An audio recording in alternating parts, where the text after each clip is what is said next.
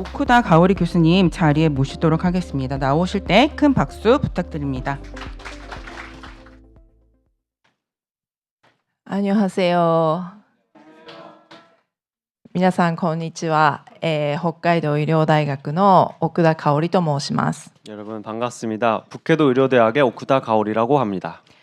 今回はこのような国際シンポジウムにお招きいただきありがとうございました。 이번에는 이러한 국제 심포지엄에 초대해 주셔서 정말로 감사드립니다. 私は普段ソーシャルワーカーとしても大学で教える以外にソーシャルワーカーとしても若者支援総合センターという札幌市の若者の引きこもりとニートの支援をしています。 저는 지금 교수로서 가르치는 일 외에도 사회복지사로서 청년지원종합센터에서 그 은둔형 고립 은둔 청년이나 아니면은 니트족들을 상담하는 일을 이어가고 있습니다. で、あまりグリーフと今日はグリーフと当事者研究っていうところでお伝えする演題のテーマをいただいたんですけども、 네, 오늘은 또 이제 당사자 연구와 사별 슬픔에 대한 이해라는 주제를 맡게 되었는데요. グリーフというその遺族、自死遺族の支援ということにはあまりたくさん関わってくることはありませんでした。 이런 사별 슬픔이라거나 유족에 대한 그런 대처는 그동안 그렇게 좀처럼 있지는 않았습니다. ただとても関心の高い、私自身としても関心の高い領域です。 다만 저 스스로도 굉장히 관심도가 높은 영역인 것 같습니다. それはその引きこもりの若いその私たちが支援してた人たちがやはり時々、そんなにたくさんではないんですけども、私も支援している間に実施された方がいたからです。 그것은 제가 지원하는 고립운동 청년들에 대해서도 이제 많지는 않지만 가끔씩 자살하는 일이 있었기 때문입니다. そういう意味では私も喪失体験を、自死の方の喪失体験を聞くっていうこともしてますし、 그래서 그런 의미에서 저는 다른 자살로 인한 상실 체험에 대한 이야기를 듣는다라는 상담도 있고요. こういう機会で改めて私自身もいろいろ調べてみて学ぶ機会となりました。 그리고 이번 기회로 새삼스레 알아보면서 또 새롭게 배우게 되는 부분들도 있었습니다. で、もう皆さんは多分ここにはそういう意味で自殺予防を、対策や自殺のグリーフに関してご存知なことが多いかなと思っています。 그런 의미에서 사실 여기 계신 여러분들이 어쩌면 자살 예방 대책이나 사별에 관한 이야기를 좀 더 잘 알고 계시지 않을까 싶습니다. なんですけども、ちょっとお題をいただいたので、最初は喪失体験とかグリーフケアについての、世界の動向みたいなものをお話ししたいと思います。 하지만 이제 이렇게 맡게 되었으니까 오늘 또 이제 이야기 드릴 내용을 설명하자면은 먼저는 상실 경험이나 그리프 케어에 대해서 어떤 세상의 동향에 대해서 설명을 드리려고 하고요. そのグリーフケアの動向で、最近の動向としてまたこの後出てくるんですけども、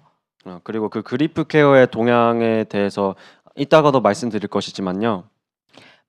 その亡くなった体験のことを遺族が意味を再構成するっていうことが出てきますけども、 그리고 상실을 경험한 유족들이 그 의미를 재구성한다라는 부분이 나올 것인데요. その意味の再構成をするという意味ではこの当事者研究という、対話実践の方法がとても有効ではないかというふうに思っています。 그 의미 재구성이라는 측면에서는 당사자 연구라는 그런 어떤 대화 실천이 굉장히 유효하지 않을까 생각합니다.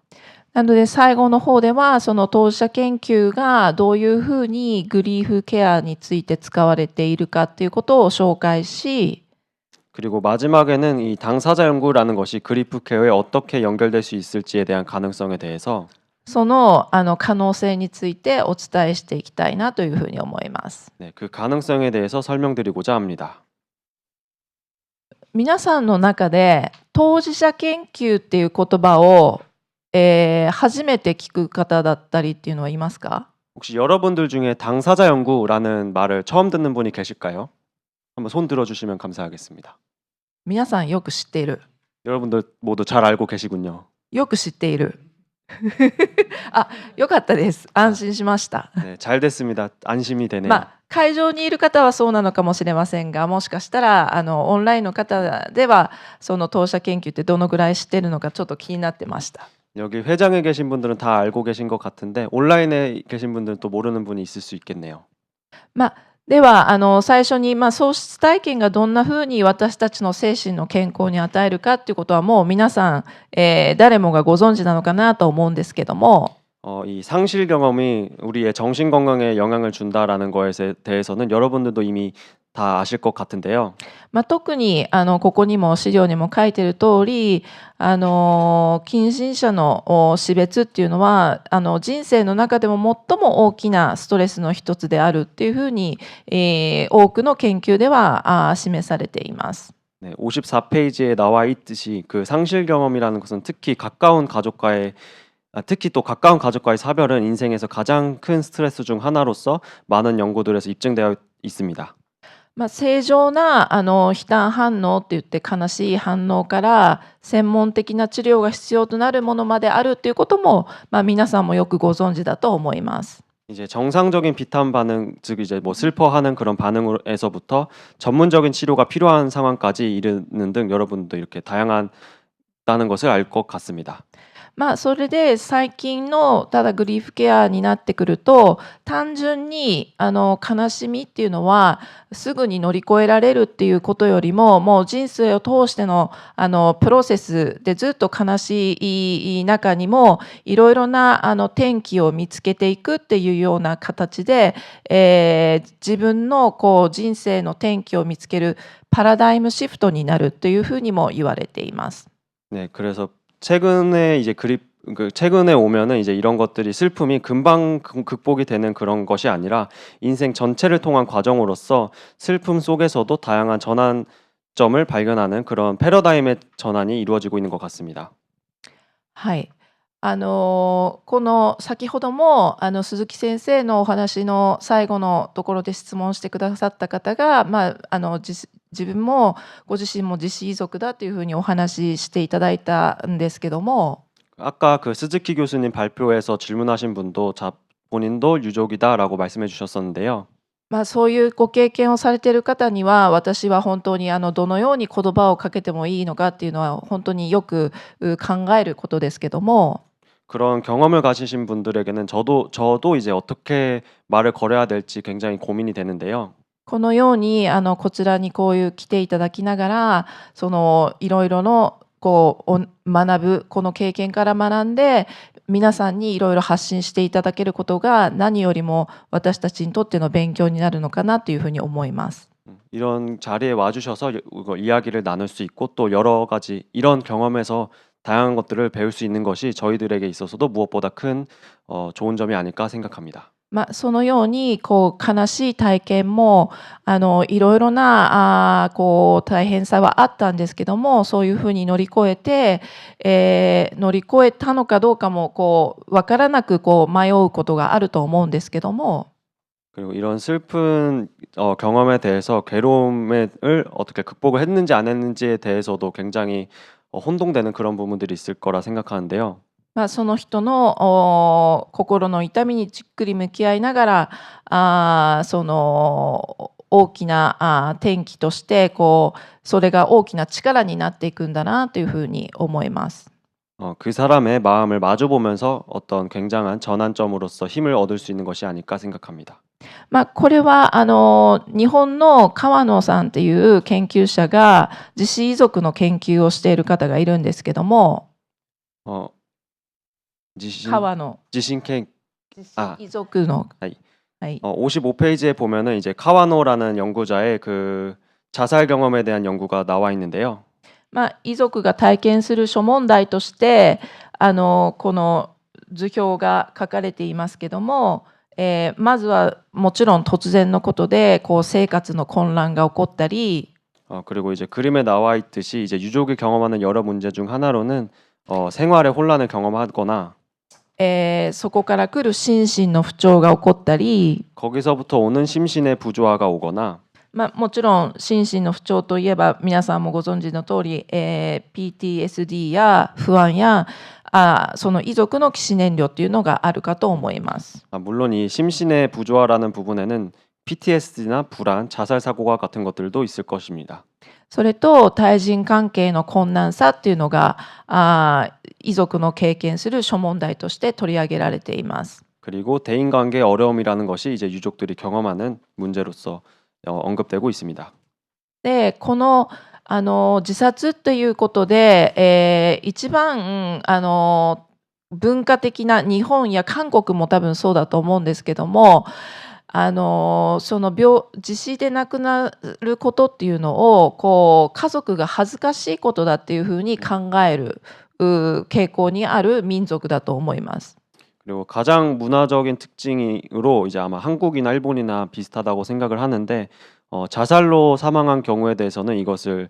주변 사람이 수치로 여기거나 감추는 경향이 있는 것 같습니다. アメリカとかヨーロッパでも自死遺族っていうことをの経験を語るっていうことはとても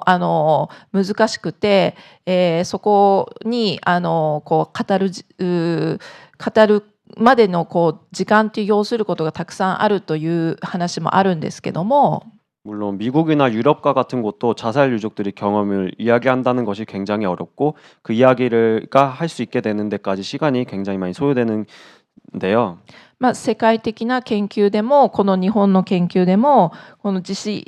遺族が死因が自殺であるっていうことを隠す傾向にあることは、日本も韓国も変わらないのかなというふうに思っています。 이처럼 세계적으로 있는 연구나 일본 연구나 모두 똑같이 알 수 있는 점은 사인이 자살일 경우에는 이를 숨기는 경향이 나타난다라는 것입니다. 今の繰り返しなんですけども、やはりこの遺族が体験するスティグマっていうものがあり、 방금 이야기에 대한 부분인데 자살 유족이 역시 경험하는 그런 낙인이라는 부분에 대해서 自死による喪失っていうのは他の突然死に比べても最もそのスティグマが強いというふうに言われています。 이 자살로 인한 상실은 다른 돌연사에 비해서도 일본 국내에서 특히나 가장 낙인이 강한 상실로 인식되고 있습니다. なので自死遺族は隠す傾向が強まって、 이에 따라서 자살 유족은 상실을 숨기려는 경향이 강해지고 社会的阻害や支援の減少、心理状態の悪化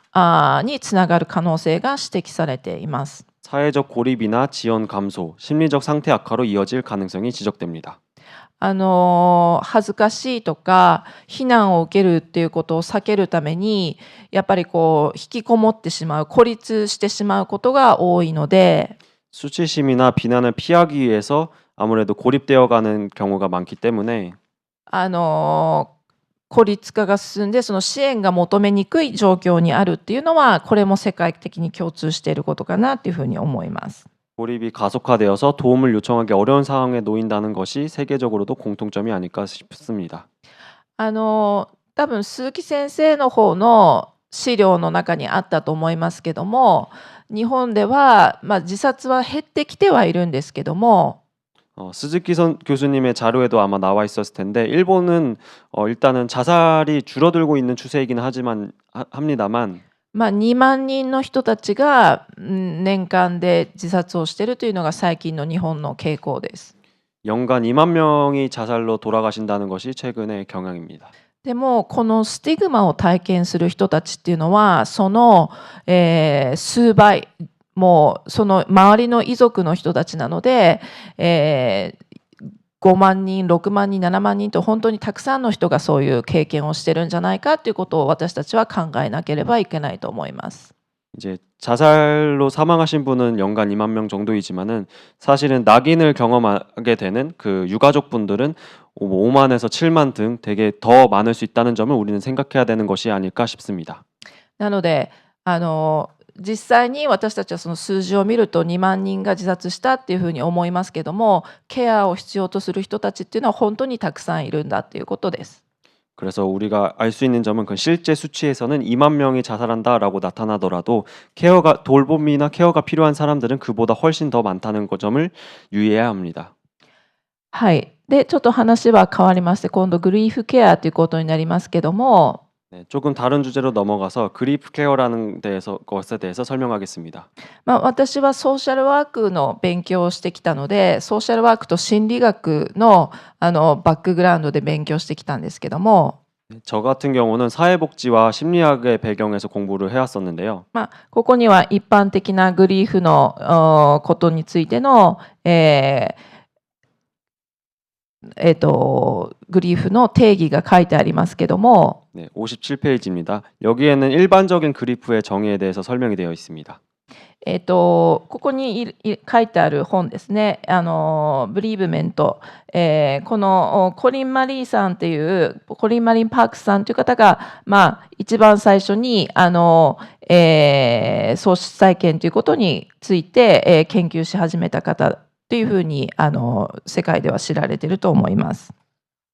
すみません。初めて何を初めて、グリーフ、このブリーブメントっていうグリーフっていうことについての、喪失再建っていうことをこう研究し始めた人。 네, 여기 오른쪽 아래에 나와 있는 브리프멘트라는 책의 저자가 이제 아마 세계적으로 최초로 이제 그리프에 대해서 연구한 사람이 아닐까 싶습니다. 연구한 사람으로 알려져 있습니다. で、この古典的な、グリーフっていうのは、捉え方として、この今の、コリン・マーリー・パークスさんとか、日本ではこのキュブラ・ロスさんという人のことをよく勉強するんですけど、韓国でもそうですか？이제 이 고전적 그리프로서 어떤 이 콜린 머리 파크스나 다른 그런 연구자들이나 이제 그 학자들이 언급이 되는데 한국에서도 혹시 똑같이 배우시나요? で、この時代の1960年から80年っていう20年間ぐらいの、グリーフのケアっていうことで言うと、この直線的で、段階的っていうふうに、いうこうステップ、最初に否認があって、ステップでグリーフっていうものをこう捉えているっていうところが特徴的だと思います。 그리고 여기 이 그리프에 대한 특징으로서는 좀 단계적으로 진행된다라는 관점이 좀 중요한 것 같습니다. で、そのステップで言うと、悲嘆は時間が経てばこう解消されていくっていうような感じで捉えられていたと思います。 이런 관점은 시간이 지나면 해소된다라는 것으로 좀 이해되기 쉬운 것 같습니다. で、その体験から乗り越えるとか適応したっていうふうなことが大事というふうに捉えられていたかと思います。 그리고 그 상실 체험으로부터 극복하거나 적응한다라는 것이 중요하게 간주되었던 관점이었습니다. ただその後ですね、このそんなに多分皆さんも何らかの喪失体験だったり、 그리고 이제 여러분들도 이제 다양한 상실 체험이라거나 皆さんの知っている方の親戚とかの死別とかっていうのを体験したことがある方がほとんどだと思うんですけども、 어떤 지인의 사별을 경험한 사람들이 많을 것이라고 생각되는데요. そんなに直線的にステップで解消していくものではないっていうふうに皆さんも経験されていると思います。 아마도 여러분들도 그렇게 사별 경험이 직선적인 단계로 해소되는 것이 아님을 아실 거라 생각합니다. 人との関係性にその亡くなった人とどういう距離感があったりするかっていうことによっても、 그리고 그 자살하신 당사자와의 어떤 관계성이나 어떤 거리감을 가지고 지내왔는지에 따라서도 いろいろなプロセスの中でまた悲しみが深まったり少し良くなったりっていうこの、波の中でずっと暮らしてくることが多いんじゃないかなというふうに思います。 그 여러 과정 속에서 슬픔이 더 깊어지기도 하거나 아니면 조금 좋아지기도 하는 등 이 복잡한 파도 속에서 살아가는 것이 아닐까 생각합니다. まあ、そのようなことで、この2000年代以降になってくると、悲嘆のその、喪失体験のグリーフケアもステップを踏むということではなくて、 그리고 2000년대 이후로 오면은 어떤 비탄이나 상실 체험에 대한 그리프 케어도 단계적으로 밟아 나간다는 관점이 아니라 この特にこのニーマンヤーさんという方の、死別によっている間世界観や自己観を語り直すことで新しい意味を作り直すというようなプロセスが大体最近の主流になっているグリーフケアじゃないかというふうに思います。 사별로 인해서 흔들린 세계관이나 자기관을 다시 만들어 재구축한다라는 것을 통해서 새로운 의미를 찾아간다라는 게 지금의 주류인 것 같습니다. 亡くなったということや失ったという事実は変わらないんですけども、 돌아가셨거나 잃었다라는 그런 것 사실은 변하지 않지만 ケアを受けていく中で、その意味の捉え方を変えていくっていうところにこの今のグリーフケアの、理論は今着地してきているところじゃないかと思います。 그 케어를 받으면서 어떤 의미를 바꿔나가는 작업을 하는 것이 지금의 그리프 케어 이론의 주된 요점인 것 같습니다. その意味の再構成という意味ではここに書かれているようなごめんなさい。皆さんも多分ご存知だと思うんですけども、ナラティブセラピーとか、 그 의미 재구성이라는 측면에서 보면 여러분들도 아시다시피 내러티브 치료라거나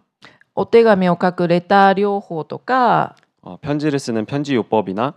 これは亡くなった人に向けての思いを書くっていうことですね。 이는 이제 자살하신 분에 대한 마음을 담는다라는 점이고요. で、よくある自助グループでのストーリーテリング、物語を語るということが今多くのところでのケアのグリーフケアのあり方だと思います。 그리고 자조 모임을 통한 이제 스토리텔링과 같은 방법들이 지금 다양한 현장에서 이루어지고 있는 그리프 케어의 종류인 것 같습니다. その、意味再構成理論っていうものを、このグリーフケアの中に見出してきた方がこのロバート・ニーマイヤーさんだと思います。 그리고 이 의미 재구성 이론을 그리프 케어로 같이 엮어낸 분인데 크게 기여한 사람이 이 로버트 니메이아라는 사람인 것 같습니다. 今のなのでグリーフケアはこのような研究がこのような理論の意味の再構成ということを元にしているかと思います。 그로 인해서 이제 이 그리프 케어라는 이론이 의미 재구성이라는 개념이 주요 개념이 정착할 수 있었습니다. で、日本においてこの自死のグリーフ研究をされている比較的多くの著書だったり研修などを行っている先生がこの川島さんという先生になります。川島大輔さんです。 네, 그리고 일본 안에서 자살 관련 그리프 연구에 대해서 많은 저서를 내거나 비교적 많은 연수를 하고 있는 사람이 이 책의 저자인 가와시마라고 분이 있습니다. でその意味の再構築とか社会的なサポートをのあり方なんかを研究している先生で 이분은 자살 유족의 의미 재구축이나 사회적 지원과 같은 것의 방향성을 연구하는 분으로 この、自死で大切な人を失ったあなたへのナラティブワークブックっていうのを出版されています。 이 자살로 소중한 사람을 잃은 당신에게 내러티브 와크북이라는 책을 출판을 했습니다. で、この出典元に行っていただくと、この、死生心理学研究っていうホームページなんですけども、 네, 그리고 아래 나와 있는 사진은 이제 자살 심리학 연구라는 홈페이지인데요. この先生のワークブックの一部が載っています。 여기에 이 선생님의 워크북의 일부가 실려 있습니다. 日本語ですけど最近ウェブページだと翻訳機能がついているので韓国語でも見れると思います。 일본어로 나와 있지만 요즘은 웹사이트 번역 기능도 잘 되어 있기 때문에 한국 분들도 보셨으면 좋겠습니다. で、その意味の再構成という意味では、皆さんもご存知だと言ってくださった当事者研究が、もうそのまさに対話を通じて、意味を再構成するプロセスでもあるということはもう皆さん知っていることだと思います。 그리고 이 의미 재구성이라는 것이 아까 여러분들이 모두 알고 계시다고 했던 당사자 연구라는 이런 대화를 통해서 의미 재구성 과정을 거친다라는 점은 이제 아실 거라고 생각합니다. 会場にいる方たちは皆さん当事者研究ご存知だっていうふうにおっしゃってたんですけども、一応ちょっとオンラインの方で、当事者研究っていうのがどういうものなのかということをあまり知らない人のためにちょっと説明させていただきますけど、 네, 아까 오프라인에서는 다 알고 계시다고 했지만 온라인에서는 당사자 연구에 대해서 모르는 분들도 있을 거라 생각해서 살짝 설명하겠습니다. さまざまな困りごととか苦労を抱える統合失調症を持つ人たちっていうことで最初始まった自分のことを助ける、励ます生かすというようなことを目的とした研究活動で北海道の浦河町というところで始まりました。 네, 당사자 연구는 다양한 어려움이나 고생을 가진 특히 조현병을 가지신 분들이 스스로 돕고 격려하고 삶에 살려나가는 것을 목적으로 한 연구 활동으로서 2001년 우라카와 베텔의 집에서 시작되었습니다. で、研究の素材っていうのはいつもの生活上の困りごとだったり、その浦河だと統合失調症の方が多くて幻聴さんとかって言って妄想とかそういうことを研究することが多いですが、 연구 소재로서는 어떤 생활상의 어려움이나 또 우라카와에 있는 이제 다양한 조현병 당사자분들이 계시기 때문에 이분들이 경험하는 환청시 아니면 환각 망상 같은 것들이 연구 소재가 되고요. 昨日私たち昨日まで広州に行ってましたけども、 네, 저희 사실은 어제까지만 해도 광주에 있었는데요. 私たちが今昨日で紹介した当事者研究というのは精神障害者だけじゃなくて、 네, 그때 저희가 광주에서 소개했던 당사자 연구는 정신장애인들뿐만 아니라 子どもたちや 어린이나 職場で働いている人たちや 직장에서 일하고 계신 분들이나 今は、私たちが一番力を入れているのは司法領域で刑務所から出てきた受刑者への、当事者研究っていうふうにいろんな分野で広がっています。 그리고 현재 저희가 가장 또 주력하고 있는 사법 영역, 그러니까 형무소에 있는 분들을 대상으로 한 당사자 연구 등 다양한 영역에서의 당사자 연구의 확산을 소개하였습니다. もう皆さんさっきの鈴木先生の事例でもお分かりかもしれませんが、 여러분 아마도 아까 스즈키 교수님의 발표에서도 눈치챘을 수도 있지만 鈴木先生の関わり方も当事者研究ですよね。 스즈키 교수님의 어떤 그 사람에 대한 접근법도 어떻게 보면 당사자 연구인데요.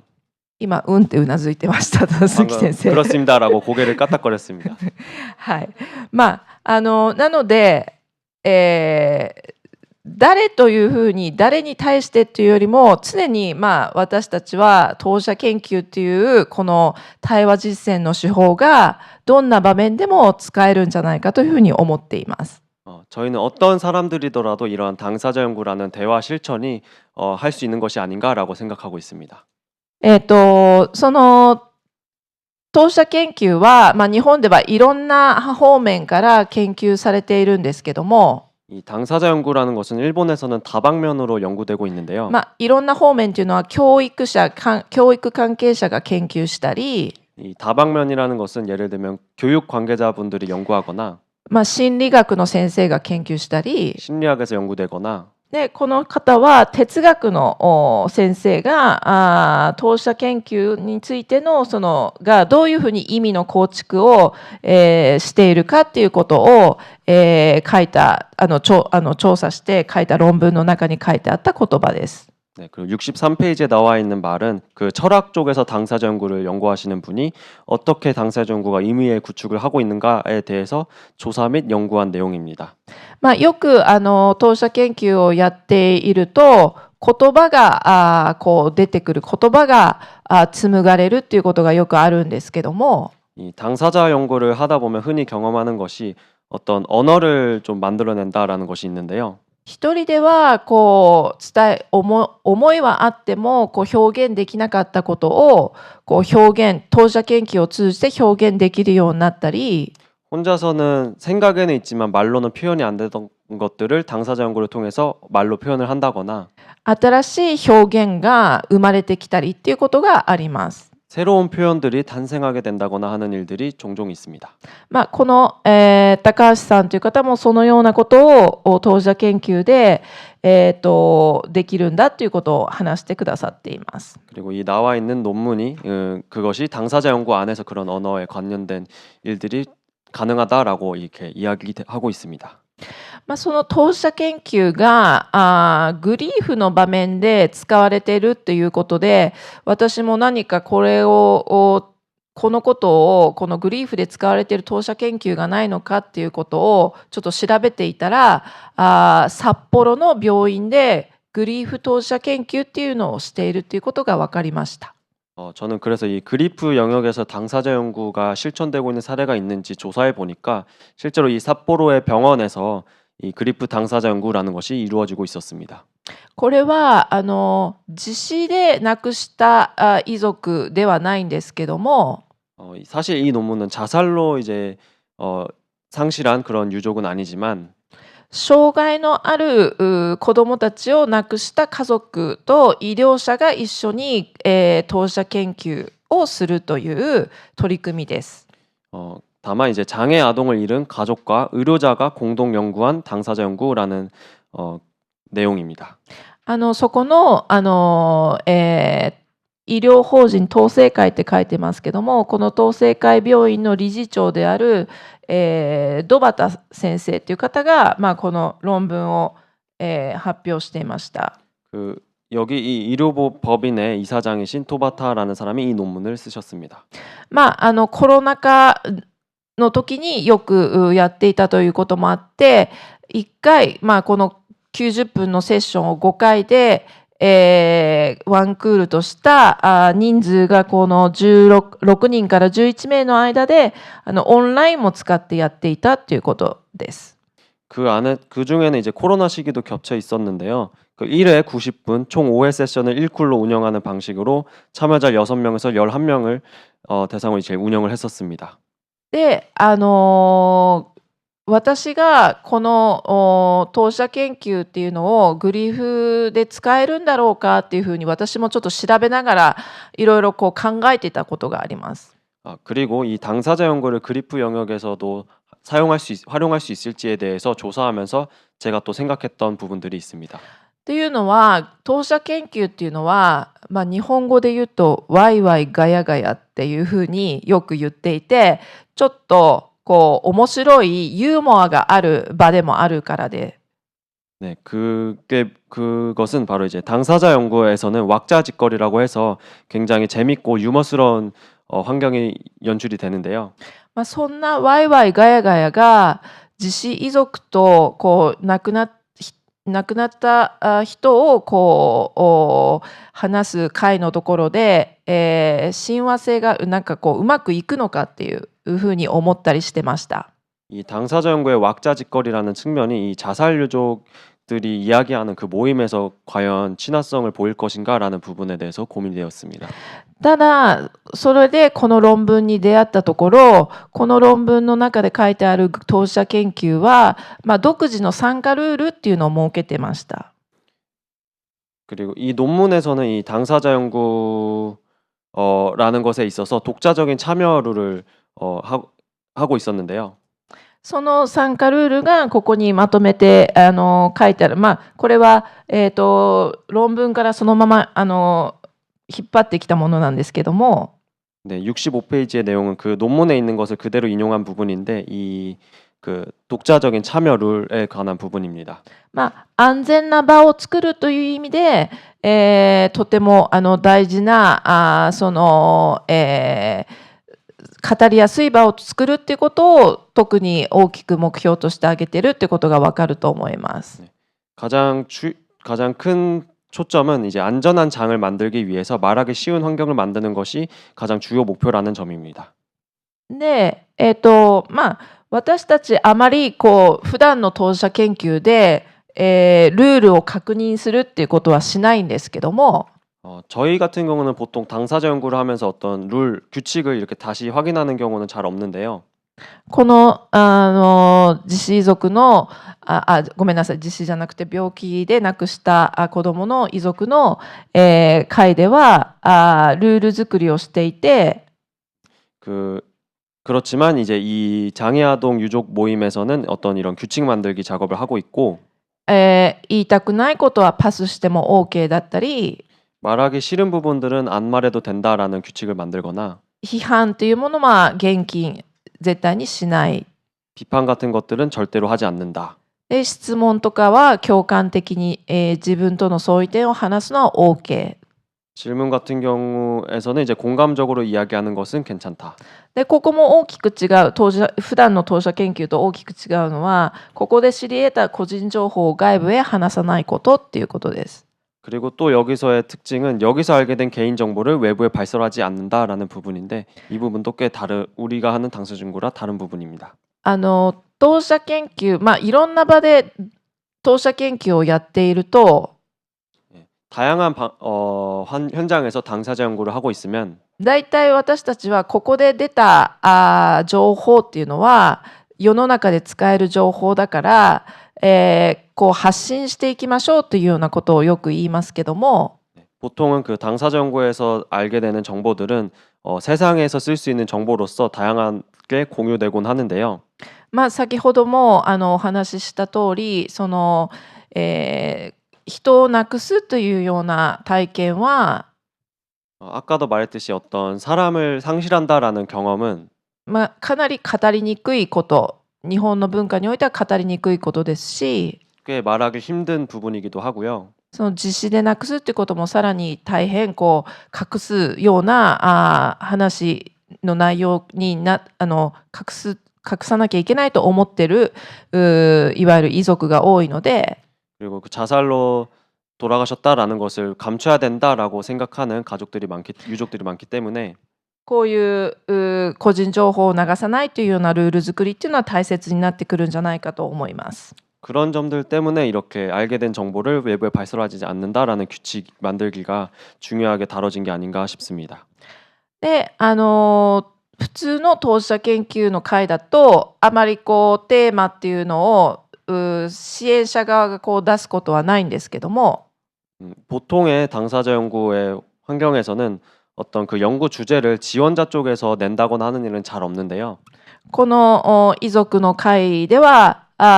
このような研究テーマを毎回こう持ち出してきてやっているっていうところがまた普段の当事者研究とは違うかなと思います。 그리고 반대로 이제 유족 모임에서는 이런 연구 주제를 이 67페이지에서 보시는 바와 같이 먼저 가져와서 이야기를 나눈다는 점이 또 다른 특징이었습니다. これもやはり最初の冒頭の目的であったような語りやすい場、安全に語れる場っていうことを作るための一つの工夫であると思います。 아마도 이런 방식 또한 말하기 쉬운 장소를 만들겠다라는 그 목표를 이루기 위해 고민한 결과인 것 같습니다. で、ここに書いてあるまとめは、このグリーフ当事者研究の論文の中の結論の中に書かれていたところで、 그리고 이 68페이지는 그 아까 말했던 그리프 당사자 연구 그 논문의 결론 부분인데요. 当事者研究ということをしながら、この参加者がどういうふうに、効果を得たかということが書いてありました。 여기서는 이 당사자 연구를 통해서 참여자들이 어떤 효과를 얻었는지에 대해서 쓰여져 있습니다. ポイントとしては外在化っていうことで、その起こったことから距離を取るっていうことで、少し効果があったっていう心理的な距離を起こったことと心理的な距離を確保するっていう上で効果があったっていうふうに書いてありました。 그중 한 가지 포인트는 외재화라는 방식을 통해서 그 일어났던 일과 적절한 심리적 거리를 확보하는 데 효과적이었다라는 이야기가 있었습니다. で、ここは私がユニークだと思ったんですけども、 네, 그리고 여기는 제가 특이하다고 생각했던 부분인데요. 参加のしやすさっていうのが普通のケアやカウンセリングみたいなセラピーよりもに抵抗があっても、 이 참가하기 쉽다라는 점에서 어떤 케어나 상담에 정황감이 있는 경우에도 グリーフ投資者研究っていうのがには参加しやすいとその参加者が思っていたっていうところがユニークだと思ってました。 케어나 상담에 정황감이 있어도 이 그리프 당사자 연구에는 참여하기 쉬웠다라는 그 참여자들 이야기가 굉장히 유니크하다고 생각했습니다. これは論文には書かれてなくて私が考えてた仮説的なことですけども、 네, 그리고 그 다음은 이 논문에 쓰여 있진 않지만 제가 좀 가설적으로 생각했던 부분인데요. 最初のそのルールでもあるような批判しないとかやっぱり安全な場を作っているっていうことがをもう明確にこう提示していることで、安心して参加するっていうこともあるんじゃないかなというふうに思います。 그 처음에 말했던 그 규칙에서 비판하지 않는다거나 안전한 장을 만들기라는 이런 목표들을 명확히 제시한다라는 것이 이 말하기 쉬운 환경을 만들었던 게 아닌가 싶습니다. で今日の資料にはちょっと載ってないんですけども、 네, 오늘 자료에는 사실 실려 있진 않지만요. 私もどうしてもやっぱりユーモアとか笑いっていうのがそのグリーフとどんな風なグリーフにどんな作用があるのかっていうことをちょっと調べてました。 이 유머나 웃음이라는 부분이 이 그리프 당사자 연구에서는 어떻게 작용하는지에 대해서 좀 조사해 보았습니다. でもちろん皆さんも体験されて死別を体験されてきてわかるかと思うんですけども、 여러분들 중에서도 사별을 경험하신 분들은 아실 거라 생각합니다만 そこには最初段階的に一番最初失ったことを語ったりとか、その気持ちを発表する時っていうのはもちろんそういうやっぱりこう深刻な感じが多いと思います。 단계적으로 보자면 그 상실에 대해서 말하거나 감정을 발표할 때는 굉장히 심각한 느낌인 경우가 더 많을 것 같습니다. でも何度もそのグループに参加して、話し合いを重ねていく中で気心が知れる仲間ができてくると笑いとかその個人亡くなった人のことを語るときに面白いところを語ったりなんていうふうにできてくるっていうことがいろんな論文にも書いてありました。 하지만 반복적으로 그 유족 모임에 처음엔 심각하게 얘기했던 상황이지만 반복적으로 모임에 참여하면서 점점 더 이 이야기를 많이 하고 또 마음을 이해해주는 다양한 동료들을 만나면서 웃음과 유머가 생기거나 아니면 그 자살하신 당사자를 얘기할 때도 재미있는 부분을 얘기하거나 한다는 것이 여러 논문에서도 나와 있습니다. ということでやはりユーモアとか笑いっていうのはどこかでやっぱり必要なものなんじゃないかなと思います。そうするなんとなく私はその自分で今回こういろいろ調べているとユーモアと笑いが出てきたところで少しそのグリーフがの意味が再構成されていくポイントとなっていくような気もします。 그 역시 유머나 웃음이 필요하구나라는 생각도 들었고요. 또 이제 유머나 웃음이 나오는 시점에서 또 어떤 그리프 경험자들이 어떤 의미를 재구성하게 될 수 있는 것이 아닌가라는 생각이 들었습니다. その悲しいことからこう転換していって意味が再構成されていくポイントになんかこう笑いっていうものが大切なんじゃないかなというふうに思います。 그 슬픔이 전환되고 의미가 재구성되는 그 지점에 이 웃음이 중요하게 작용하는 게 아닐까 싶습니다. はい。でちょっと最後の方になってきますけども今度そのグリーフっていうものを、グリーフケアっていうふうに支援者が支援するだけではなくて 그리고 69페이지인데요. 이 그리프 케어라는 거에 있어서 어떤 지원자가 지원을 하는 것이 아니라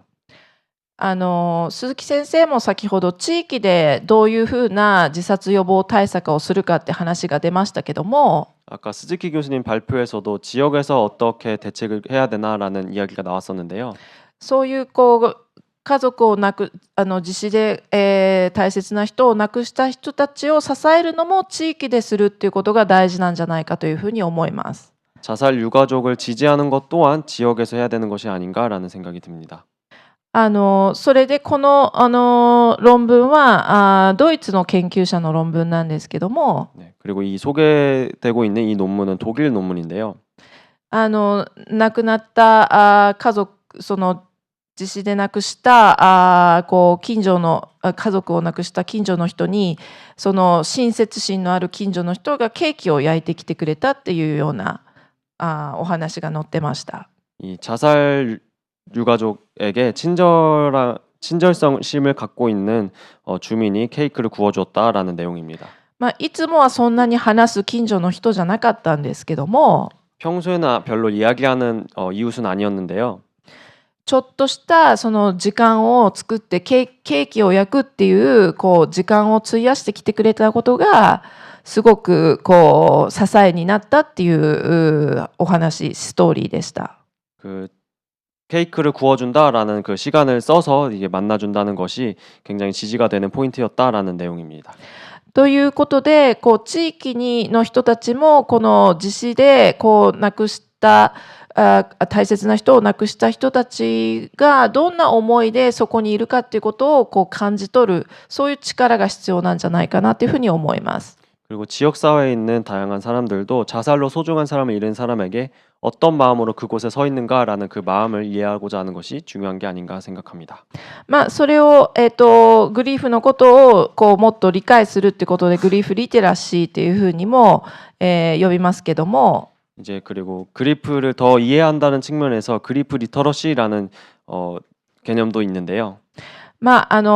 ミュニティでその自死とか悲しみ、悲嘆に関してを、理解を高めていくこと。 커뮤니티 안에서 이 자살이나 비탄에 대한 리터러시를 높여가는 것. そういうことで、コミュニティの中でスティグマがなくなっていって、遺族にとって支援的な環境があるというふうになる方というふうに思います。 그런 것을 통해서 커뮤니티 안에서의 낙인이 줄어들고 유족들에게 지원적인 사회 환경을 조성할 수 있게 된다라는 점이 있습니다.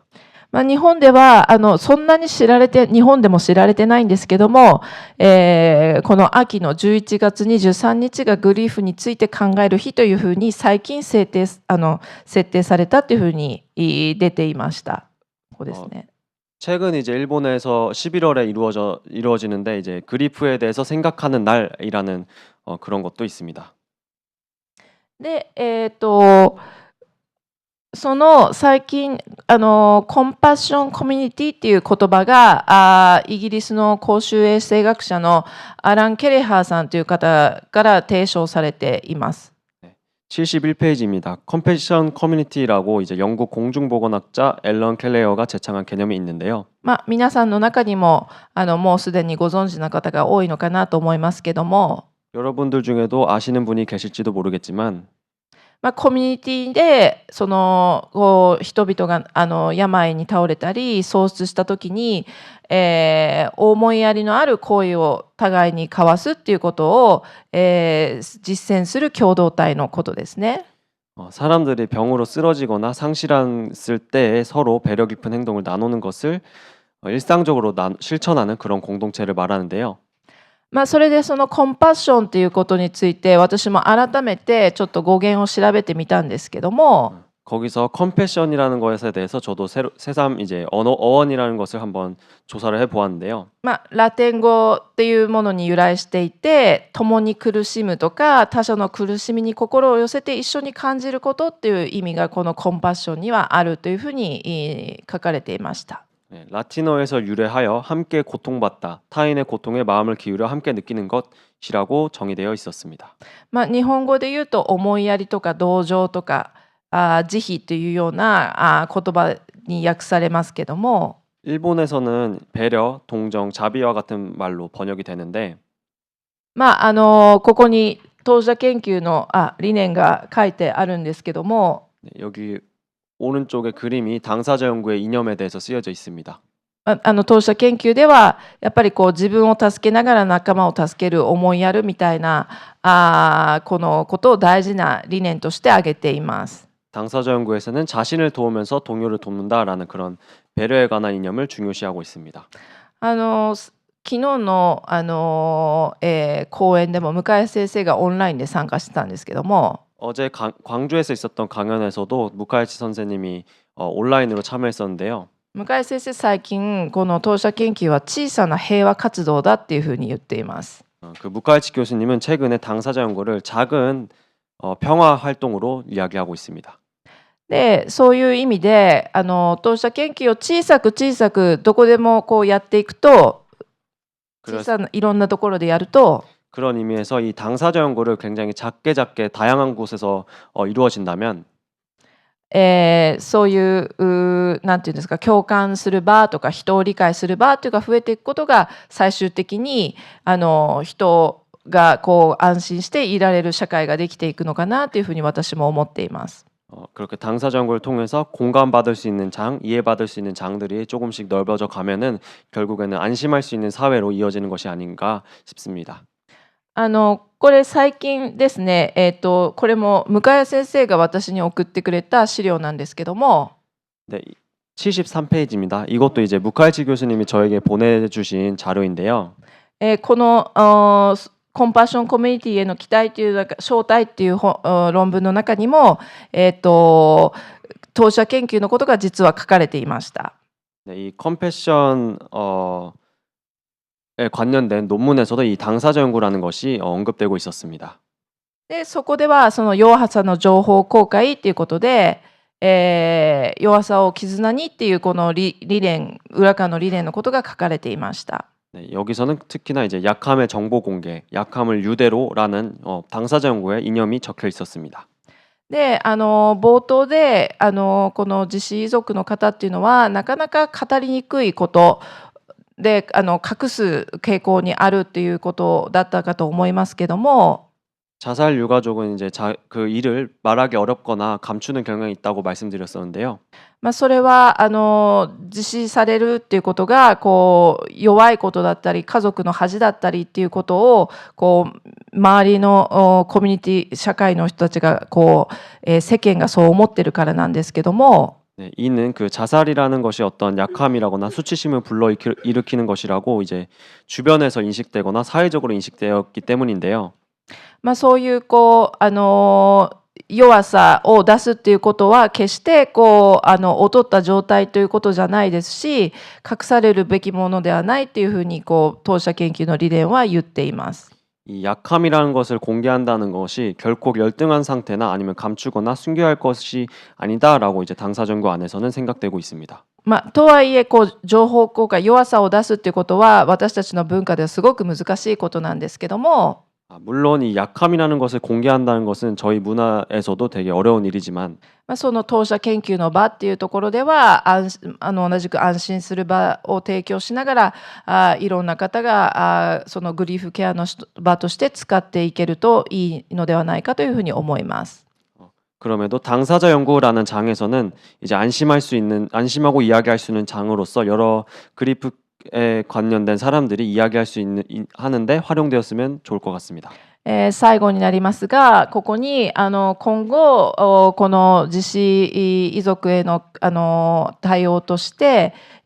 ミクロとマクロの両輪でいくっていうことが大事なんじゃないかっていうことを提示させていただきました。 네, 이제 75페이지에 결론으로서 앞으로는 이제 자살 유족에 대한 대응으로서 미시적, 거시적 두 바퀴로라는 점을 제시하고 있습니다. これまでのような個別支援だったりセラピーだったり、専門家によるこう支援っていうのもとても大事だと思いますし、 네, 그동안 이루어져 왔던 개별 지원이나 상담, 전문가에 의한 지원들도 물론 중요하게 여겨져야 하겠지만 皆さんがすでにやられている自助グループっていうのも本当に大事な活動だと思います。 이 자조 모임이라는 것도 여러분들도 지금 하고 있는 자조 모임이라는 것도 굉장히 중요하다고 생각합니다. それと同時に、そういう自助グループ、当事者研究みたいな場がこう発信の場として、グリーフリテラシーということもこう伝えていけるといいのではないかなというふうに思います。 동시에 이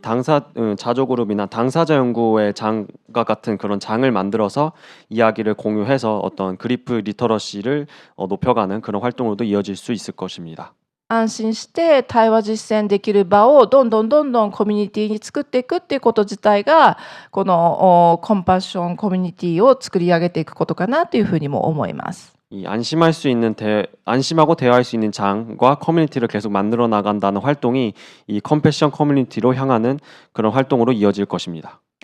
最後になりますが、この課題っていうのは日本だけでも韓国だけでもなく世界中のやっぱりこうグリーフケアっていうのは課題だと思いますから、 네, 이 과제라는 측면에서 사실 이 부분은 일본이나 한국을 넘어 전 세계적으로 다루어야 할 과제이지만 一緒にアイデアを出し合って、こういうシンポジウムみたいなことをやることで、さらにこういいコミュニティを作っていけるんではないかなというふうに思っています。 이렇게 이번 심포지엄과 같이 함께 아이디어를 창출하면서 좋은 커뮤니티를 이어나가는 것이 중요하지 않을까 싶습니다. なので今後とも一緒にやっていくことをよろしくお願いします。 네, 그래서 앞으로도 함께할 때 잘 부탁드리도록 하겠습니다. これで私の発表を終わらせていただきます。ご清聴ありがとうございました。 네, 이상으로 발표 마치겠습니다. 감사합니다.